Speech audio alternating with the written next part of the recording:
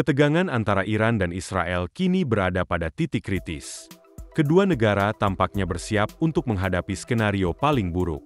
Di dalam negeri, pasukan pertahanan Israel, IDF, semakin meningkatkan intensitas operasi militernya di jalur Gaza, sementara kabinet Israel tengah mempertimbangkan opsi untuk melancarkan serangan skala penuh.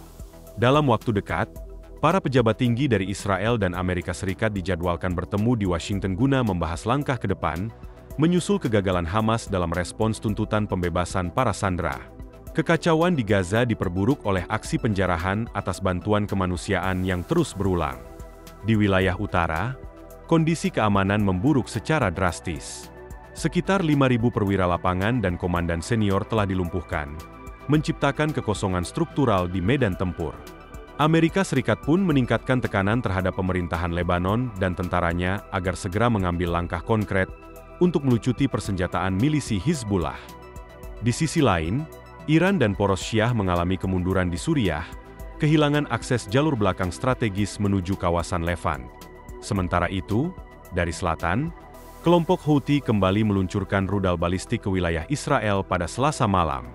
Serangan ini memaksa jutaan warga mengungsi ke tempat perlindungan. Inilah kenyataan dari kondisi darurat yang tengah melanda kawasan. Pasukan infanteri Brigade Fir dari IDF mengungkap dan menghancurkan sejumlah besar gudang senjata di Khan Younis dalam 24 jam terakhir. Ledakan beruntun dari penghancuran amunisi menunjukkan besarnya jumlah persenjataan yang disimpan Hamas.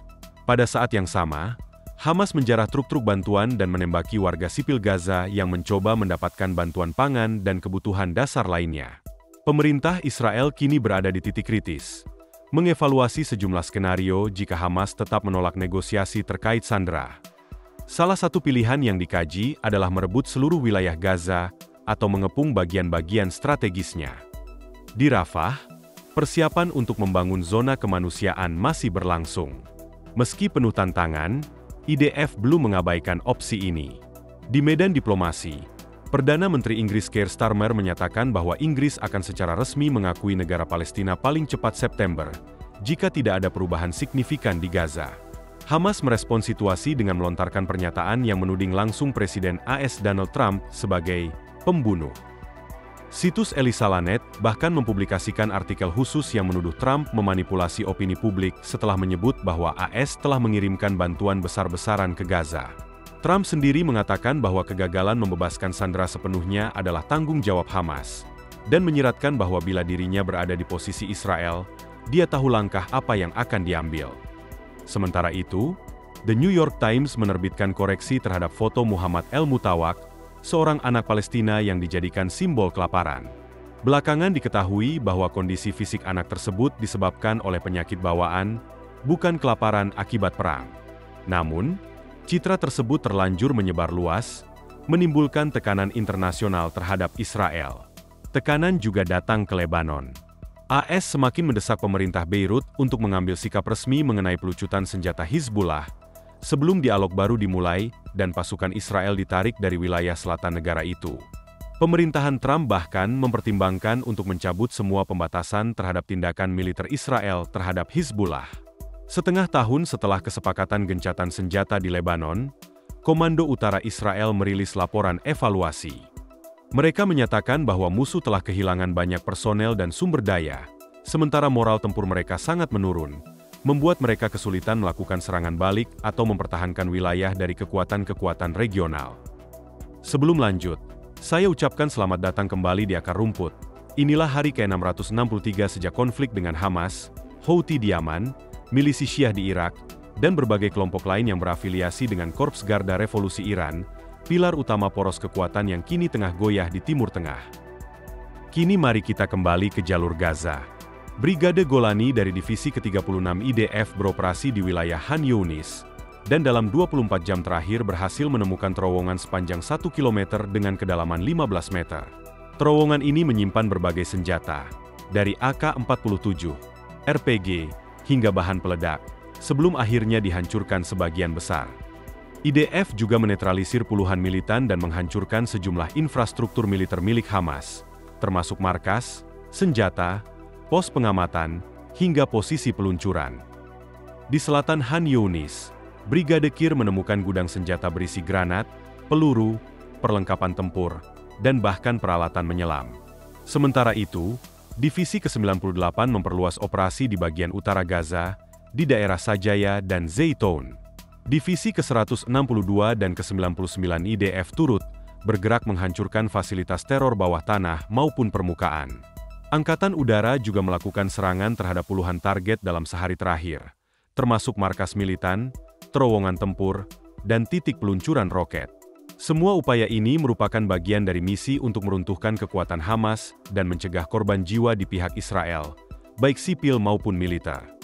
Kini, mari kita telusuri lebih jauh tentang unit keamanan internal Hamas bernama Shaham, yang berarti panah dalam bahasa Arab. Secara resmi mereka disebut sebagai pengaman sipil, namun dalam kenyataan mereka berperan sebagai kekuatan pemaksa brutal yang menindak siapapun yang dianggap mengancam kekuasaan Hamas. Mereka menggunakan penyiksaan, eksekusi, dan kekerasan terhadap warga yang dicurigai bekerja sama dengan Israel, atau bahkan hanya mencoba mendapatkan makanan dari bantuan kemanusiaan. Sejak dimulainya operasi pedang besi, kekuasaan formal Hamas di Gaza makin rapuh. Namun, unit Shaham tetap aktif dan menjadi alat utama untuk menegakkan pemerintahan melalui ketakutan. Bukti video yang keluar dari Gaza menunjukkan warga sipil ditahan, disiksa, bahkan ditembak hanya karena mencoba membawa pulang bantuan makanan. Unit ini menjadi dilema strategis bagi Israel. Di satu sisi, mereka adalah satu-satunya kekuatan yang masih bisa menjaga ketertiban internal. Di sisi lain, mereka menghalangi setiap inisiatif alternatif untuk membangun pemerintahan non-Hamas di Gaza. Usaha Israel menggandeng pengusaha lokal, klan, atau milisi sipil seringkali berujung pada pembunuhan oleh unit ini. Figur-figur seperti Abu Shab dan tokoh-tokoh lokal lain yang sebelumnya direkrut untuk bekerja sama dengan Israel kini telah dieliminasi dari lingkup sosial Gaza atau diberi label sebagai pengkhianat. Tapi mengapa pasukan pertahanan Israel, IDF, tidak dapat dengan mudah menargetkan unit-unit panah Hamas? Berbeda dari unit tempur biasa yang mudah dikenali dan dihadapi dalam pertempuran terbuka, kelompok ini menyamarkan eksistensinya secara ekstrim.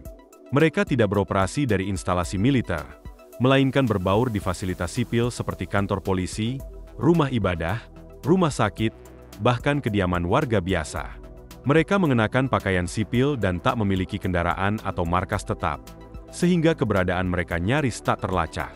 Lebih dari itu, mereka tak terlibat langsung dalam kontak senjata dengan IDF, menjadikan mereka bukan sasaran klasik bagi sistem intelijen militer Israel. Akibatnya, meskipun informasi intelijen kadang tersedia, risiko korban sipil yang tinggi membuat keputusan penyerangan menjadi sangat sensitif dan sering tertunda. Selama kelompok ini terus beroperasi di bawah perlindungan komunitas sipil, rasa takut di jalanan Gaza pun terus memburuk. Dalam konteks lain, IDF akhir-akhir ini bahkan harus mengawal langsung konvoi bantuan kemanusiaan ke jalur Gaza, menyusul kontroversi video yang beredar pada 25 Juli lalu. Dalam rekaman tersebut, tampak militan Hamas bersenjata berat menyerbu dan menjarah truk-truk bantuan yang seharusnya diperuntukkan bagi rakyat Gaza. Hamas selama ini menuduh Israel sengaja membuat rakyat Gaza kelaparan. Namun video itu justru membongkar kebohongan tersebut, memperlihatkan bahwa kelompok itulah yang mencegah bantuan sampai ke tangan warga.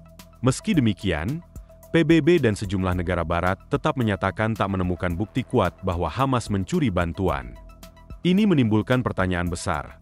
Mengapa dunia terus mempercayai organisasi yang secara terbuka bersenjata dan bersifat teroris, sembari mencurigai Israel, satu-satunya negara demokratis di Timur Tengah? Israel, melalui kantor Perdana Menteri, awal pekan ini kembali menegaskan komitmennya untuk bekerja sama dengan lembaga internasional, AS, dan Eropa guna menjamin masuknya bantuan kemanusiaan ke Gaza. Untuk mendukung proses ini, IDF bahkan menghentikan aktivitas militernya di area-area sipil setiap hari mulai pukul 10 pagi hingga 8 malam, dan membuka koridor aman dari pukul 6 pagi hingga 11 malam agar 8 konvoi bantuan bisa masuk ke Gaza dengan selamat. Menurut pernyataan resmi, setiap hari Israel mengizinkan truk-truk yang membawa makanan. Artikel aslinya menampilkan foto seorang balita bernama Muhammad El-Matawak, yang disebut-sebut menderita malnutrisi akut akibat blokade Israel. Namun, setelah investigasi lebih lanjut, diketahui bahwa anak tersebut sebenarnya memiliki penyakit bawaan yang memengaruhi kondisi fisiknya. Gambar dirinya mengenakan kantong plastik alih-alih popok dengan cepat viral dan dijadikan simbol kekejaman Israel. Tidak hanya itu, Kogat juga baru-baru ini mengungkap bahwa gambar viral lain narasi yang dibangun oleh organisasi yang menggunakan rakyatnya sendiri sebagai tameng. Ini bukan hal baru. Sudah puluhan kali Hamas dan kelompok afiliasinya menyebar foto palsu atau manipulatif untuk membingkai Israel sebagai pelaku kejahatan perang. Sampai kapan media akan terus gagal menyoroti apa yang sebenarnya terjadi di Timur Tengah? Meski jawabannya mungkin tak akan datang segera, kita tidak boleh berhenti untuk melawan penyebaran berita palsu dan menyuarakan kebenaran. Disinilah pentingnya peran kita. Sekarang kita beralih ke kawasan utara. Dalam beberapa minggu terakhir, Hizbullah dilaporkan berupaya membangun kembali infrastruktur mereka di Lebanon Selatan. Mereka menyelundupkan kontainer dan logistik lewat badan amal yang terkait dengan jaringan mereka. Namun, IDF langsung merespons dengan menghancurkan pengiriman tersebut, mengirim sinyal keras bahwa upaya rekonstruksi akan digagalkan jika ditujukan untuk memperkuat struktur tempur. Dilaporkan pula bahwa ada renovasi terhadap 27 bangunan di desa-desa perbatasan. Israel memperjelas bahwa jika bangunan-bangunan itu digunakan untuk tujuan militer, mereka akan segera dihancurkan. Di sepanjang perbatasan utara dengan Lebanon dan Suriah, IDF mempercepat pembangunan kembali pos-pos militer. Musim panas menjadi jendela waktu yang penting sebelum musim hujan dan salju datang. Salah satu pos yang telah direkonstruksi adalah Kama Meis, pos paling timur laut Israel yang kini dilengkapi parit anti-tank, bunker, pos tembak, dan sistem proteksi modern lainnya. Pos ini dinamai Men Metula, sebagai pelindung utama kota Metula dan titik terdepan Israel di timur perbatasan Lebanon. Dari sini, pengawasan dapat dilakukan ke dalam wilayah Lebanon, mencakup benteng Buf hingga lereng Gunung Dove dan dataran Jezrian. IDF menyatakan siap bertahan lama di posisi ini dan tak akan mundur sampai Tentara Nasional Lebanon mengambil alih kendali penuh dan melarang Hizbullah membangun kembali kekuatan di kawasan selatan negara itu.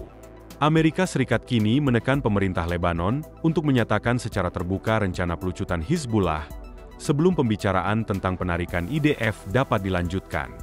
Jika tak ada komitmen resmi, pemerintahan Trump disebut-sebut akan menarik utusan khusus Tom Barak dan berhenti menahan Israel dari melakukan serangan terhadap kelompok tersebut.